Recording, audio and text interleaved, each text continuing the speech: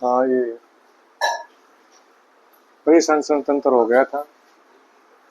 और उत्सर्जन तंत्र है, मानव से ये चैप्टर चल रहा है, इसमें थोड़ा बड़ा है। लेकिन ये जो अलग अलग सिस्टम करा रहा हूँ मैं तंत्र, को जरूरी नहीं है जो फोर्थ ग्रेड की तैयारी कर रहा है, फोर्थ ग्रेड की भी तैयारी कर रहा है, कुछ ऐसे जो थर्ड ग्रेड की भी तैयारी कर रहे हैं, फर्स्ट ग्रेड की भी तैयारी कर रहे हैं, तो उनके भी लिए भी काम यूजफुल है, काम का है। तो सबके लिए सभी टॉपिक है वो आप सभी के लिए यूजफुल है, चाहे कोई भी कंपटीशन में उसी लेवल के हिसाब से करा रहा हूँ। तो उसका अगला परिसंचरण तंत्र करवा दिया था, उसके बाद उत्सर्जन तंत्र, एक्सक्रेटरी सिस्टम। उत्सर्जन तंत्र में क्या चीज आती है कि उत्सर्जन तंत्र में किडनी के बारे में, अपन वृक्क होता है ना, उसके बारे में इस चैप्टर में चलेगा।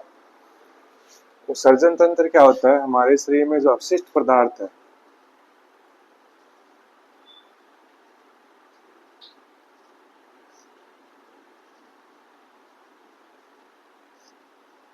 अपशिष्ट पदार्थों का उत्सर्जन। अपशिष्ट पदार्थ मतलब जो यूजफुल नहीं है हमारे शरीर में।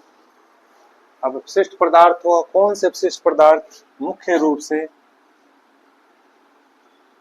नाइट्रोजनी अपशिष्ट पदार्थ, नाइट्रोजनी अपशिष्ट पदार्थ, ये तीन प्रकार के होते हैं। एक तो होता है अमोनिया,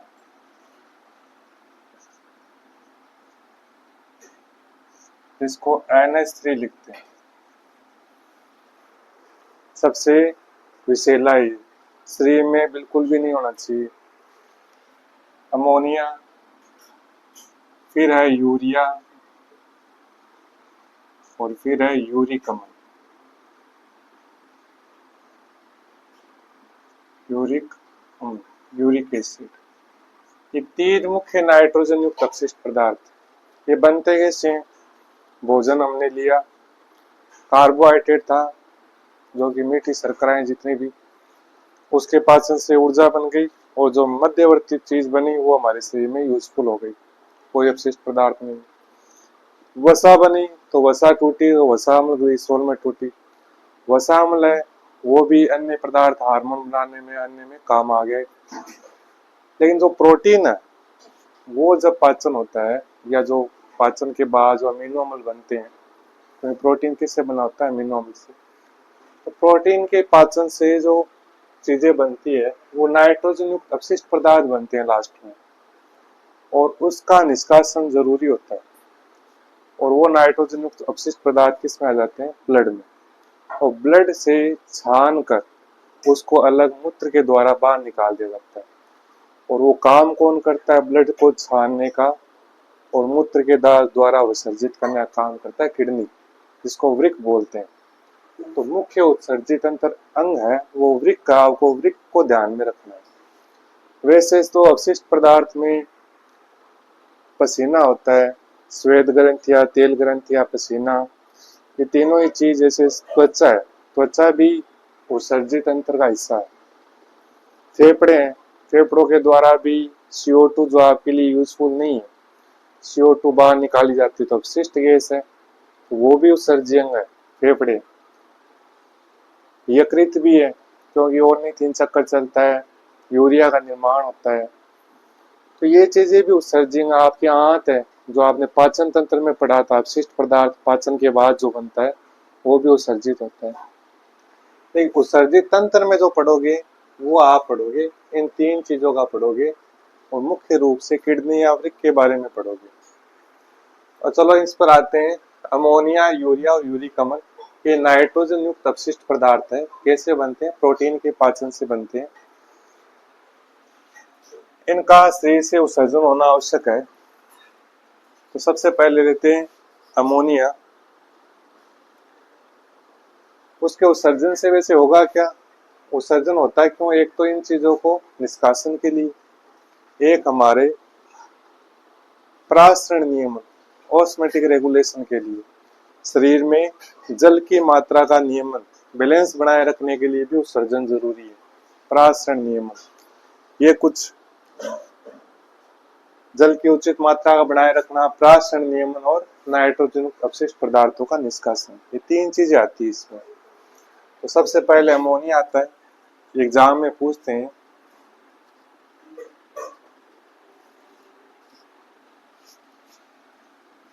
यूरिया और यूरिक अम्ल,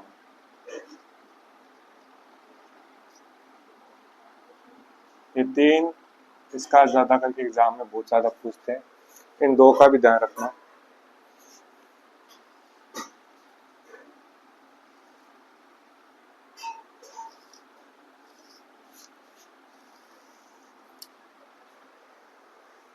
जो जीव अमोनिया का उत्सर्जन करते हैं वो क्या कहलाते हैं? अमोनोटेलिक कहलाते हैं।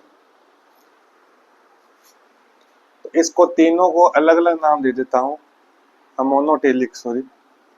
ये 3 टाइप के जीव होते हैं। एक तो होता है अमोनोटेलिक, एक यूरियोटेलिक, एक यूरिकोटेलिक।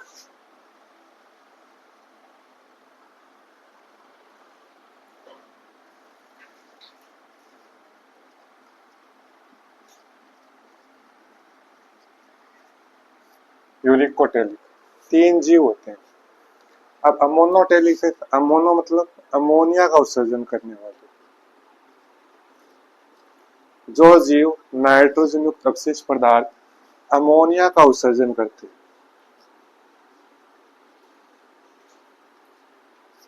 वो क्या कहलाते हैं? अमोनोटेलिक जीव। यूरियोटेलिक जो यूरिया का उत्सर्जन करते हैं।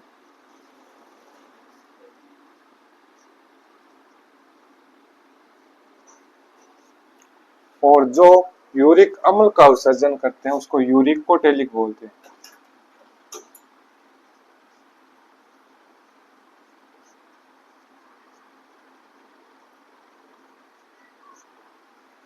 पहला अंतर तो ये तीनों।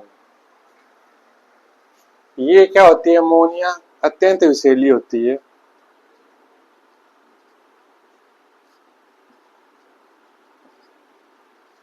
अत्यंत विषैली होती है, इसलिए इसको जल की ज्यादा मात्रा चाहिए इसके निष्कासन में।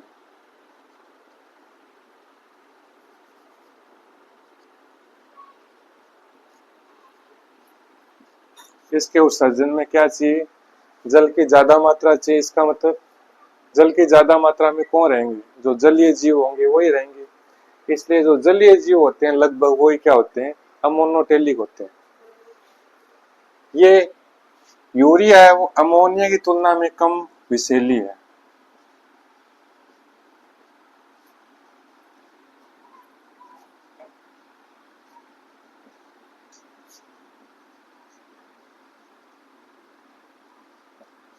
अमोनिया की तुलना में कम क्या है? विषैली। इसलिए इसको क्या चाहिएगा? इसकी तुलना में कम पानी की आवश्यकता होगी, थोड़े कम पानी की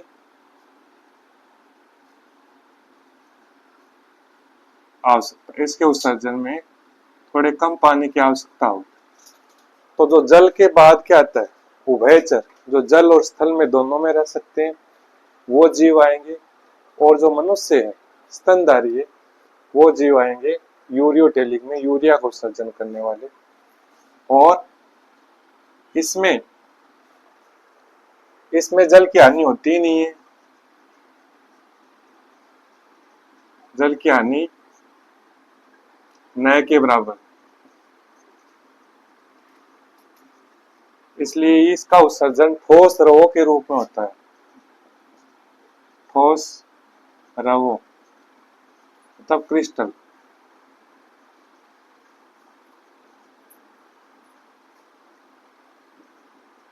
इसका उत्सर्जन ठोस द्रवों के रूप में या क्रिस्टल के रूप में होता है। ये 2 चीज हो गई। अब इसमें जो जीव आएंगे वो ध्यान रखना, जो एग्जाम में बहुत बार पूछते हैं। तो इसमें मोनोटेलिक में अधिकांश जो जलीय जीव होंगे ना वो सब आ जाएंगे। अधिकांश जलीय जीव, एक आधे लिख देता हूं मैं। जैसे प्रोटोजोआ, जो मलेरिया रोग होता है ना प्रोटोजोआ जनित है। सिलेंट्रेटा हुआ, सिलेंट्रेटा मतलब हाइड्रा, नाम सुना आपने, वो जीव आ गए। एक पोरीफेरा भी आता है, पोरीफेरा मतलब ऐसे चलनी जैसे होते हैं, चाय चलने की चलनी होती है ना, उस जैसे जीव होते हैं, पता ही नहीं चलता कि ये जीव है क्या। और मछलियां हो गई जितनी भी है, मछलियां, मछलियां को किस वर्ग में रखते हैं, मछली वर्ग। पीसीज वर्ग आता है, इनका अलग अलग ग्रुप बांटे गए जीवों को। तो पीसीज वर्ग या मछली वर्ग में किसके रखते हैं, मछलियां हुआ। कुछ जलीय आर्थ्रोपोड होते हैं। आर्थ्रोपोड वैसे तो जो कीट होते हैं ना वो आते हैं, कीट होते हैं जितने भी, ये कॉकरोच काकरोच, लेकिन जो जलीय आर्थ्रोपोड है वो अमोनोटेलिक होते हैं। कुछ मोलास्का भी होते हैं। मोलास्का मतलब आपने नाम सुने होंगे, मोती बनते हैं, मोती, एक मोती जैसा ऐसा जीव होता है, इसे खुलता है वो, पर्ल मोती। जो मोती है वो मोलास्का के जीव से बनता है। एक यूनियो नाम सुना होगा, एक शंख होता है, शंख बजाते हैं, उसमें भी एक जीव होता है जिसको पायला बोलते हैं। नहीं, पायला इसमें आएगा, ध्यान रखना। स्थलीय जो घोंगे होते हैं ना, घोंगे मतलब पायला, वो यूरिकोटेलिक में आता है, लेकिन लगभग मोलास्क किस में आता है, क्योंकि जलीय होते हैं, इसमें आता है। आपको ये मछलियां ध्यान रखनी है, मेन तो जलीय जीव मछलियां, अधिकांश जलीय जीव जो पूछेंगे वो अमोनोटेलिक होगा। ये कुछ उदाहरण है। यूरियोटेलिक में इसमें मेंढक आ गया। मेंढक किस में आता है, ये मछली वर्ग में मछलियां, मेंढक वर्ग उभयचर वर्ग में आता है। उभयचर एम्फीबिया, उभय मतलब जो जल और स्थल दोनों में रह सके, एम्फीबिया मतलब दोनों में रहने वाले। तो जो दोनों में रहने वाले क्या आता है, एक तो मेंढक जो कि यूरियोटेलिक है, और एक मनुष्य जो कि स्तनधारी है, स्तनधारी, जो बच्चों को दूध पिलाते हैं। जो जीव, जितने भी जीव जो बच्चों को दूध पिलाते हैं वो किस में आते हैं, स्तनधारी में। कोई भी हुई, जैसे चमगादड़ हुई, और ये गाय भैंस बकरी जो भी है, ये सब बच्चों को दूध पिलाते हैं, किस में आते हैं, स्तनधारी वर्ग में।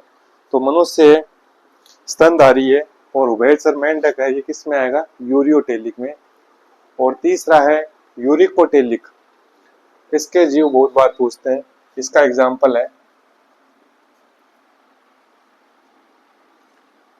एक तो रेप्टीलिया,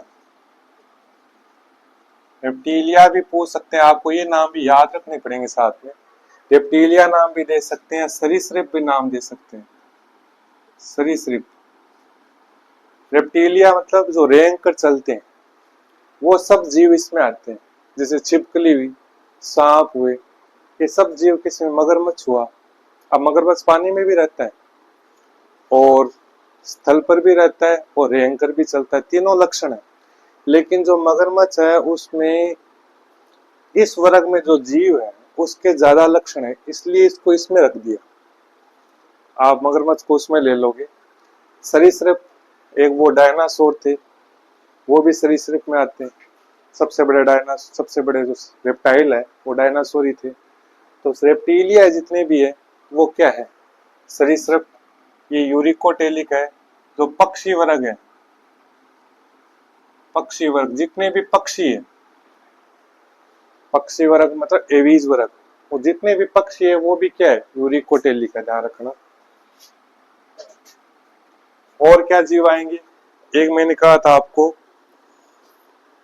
कीट होते हैं ना जितने भी, जलीय आर्थ्रोपोड तो इसमें आएगा, और एक आर्थ्रोपोडा के अंदर कीट आते हैं जितने भी, ये कीट वर्ग है ना, जितने भी कीट है वो क्या है, यूरिकोटेलिक है। और एक आता है स्थलीय घोंगे, जो जमीन पर जो मोलास्का होते हैं, स्नेल बोलते हैं इसको, स्थलीय घोंगे या स्नेल और शंख जैसे होते हैं छोटे छोटे, वो भी किस में आते हैं, यूरिकोटेलिक में। तो एग्जाम में कैसे पूछते हैं कि यूरिकोटेलिक में कौन से जीव आते हैं, इन जीवों का नाम दे देंगे, पूछेंगे या मोनोटेलिक है, यूरियोटेलिक है या यूरिकोटेलिक है। तो रेप्टिलिया, पक्षी वर्ग, कीट वर्ग, स्थलीय घोंगे यूरिकोटेलिक है, मेंढक और मनुष्य यूरियोटेलिक है, और जलीय जीव है वो क्या होते हैं, अमोनोटेलिक होते हैं। ये उत्सर्जन करते हैं, ये अमोनिया का करते हैं, ये उससे कम विषैली यूरिया का, ये सबसे कम विषैली यूरिक अम्ल का उत्सर्जन करते हैं। ये तीन अंतर है जो एग्जाम में बहुत बार पूछते हैं, उत्सर्जन तंत्र में आते हैं। अब आता है मानव में उत्सर्जन तंत्र कि क्या चीज होती है, जो नेक्स्ट क्लास में अपन उत्सर्जन तंत्र के बारे में पढ़ेंगे, मनुष्य का उत्सर्जन तंत्र।